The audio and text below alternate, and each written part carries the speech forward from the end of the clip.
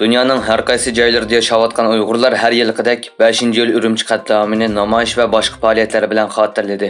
5-yil Urumchi qirg'inchiligining 14 yillik munosabati bilan Amerika va Turkiya boshchiligida nurg'un davlatlardagi Uyg'urlar turli namoyish, axborot e'lon qilish va ko'rgazma faoliyatlari o'tkazdi. Yaponiya, Kanada va Qozog'istondagi Uyg'ur jamoatchiligi, shundaqla Shvetsiya, Belgiya qatorliq Yevropa davlatlaridagi Uyg'ur tashkilotlari Urumchi qatlamini xotirlash va Xitoyning davomlashayotgan erkak qirg'inchiligini ayiblash faoliyatlari o'tkazdi.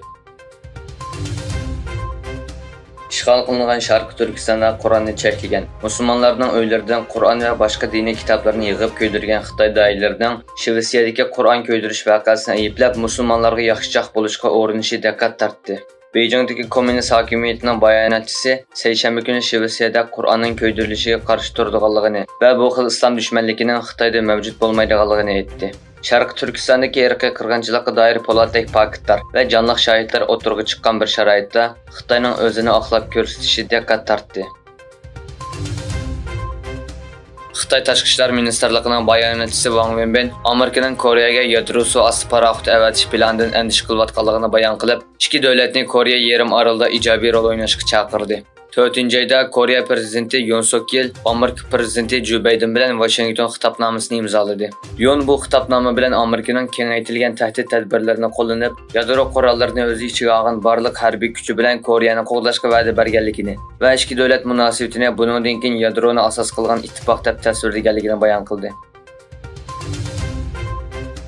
Yangi Zelandiya bosh ministri Chris Hipkins Xitoy bilan bo'lgan dialog texnik cho'ng bexatarlik bilan ta'minlaydi dedi va ixtilof nuqtalarini davlatning eng cho'ng savdo hamrohi bo'lgan Xitoy bilan muzokara qilish kerakligini o'ttirib qo'ydi. Bosh ministr Hipkins Yangi Zelandiya xalqaro ishlar institutida qilgan so'zda ikki taraflik munosabatdagi to'qinish nuqtalarini bayon qilishning muhimligini ta'kidlab mundaq dedi. Kuchli, pishqon va murakkab munosabat Xitoy bilan qiyin suhbatlarning yuz beradiganligidan darak beradi. Lekin bu suhbat o'tkazmaslikdan yaxshi.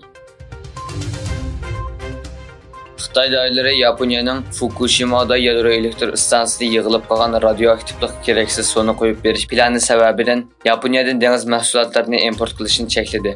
Xitoy bosh tamojna idorasi e'lon qilgan bayonotda yana Yaponiyaning o'xshamagan rayonlaridan import qilingan yemekliklarning ilgariga qaraganda texnik qattiq tekshirilganligi ta'kidlandi.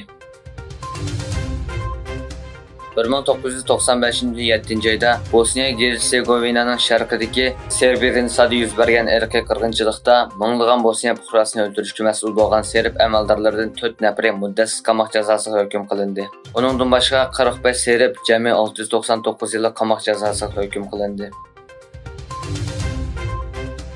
Türkiye dereceden tashqari futbol birlashmasidagi kuchli komandalardan biri bo'lgan Fenerbahçe'dan ayrılgan Arda Güler haqidagi xabarlar futbol dunyosining diqqatini tortmoqda. 18 yoshli Arda Güler İspaniya futbol magnati Xonliq Madrid bilan rasmiy kelishim hosil qildi. Turkiya davlat komandasining a'zosi bo'lgan Arda jami 30 millionlik yo'tkalish to'xtami bilan Turkiya tarixida Yevropaga eng qimmat yo'tkalgan futbolchi bo'lib qoldi.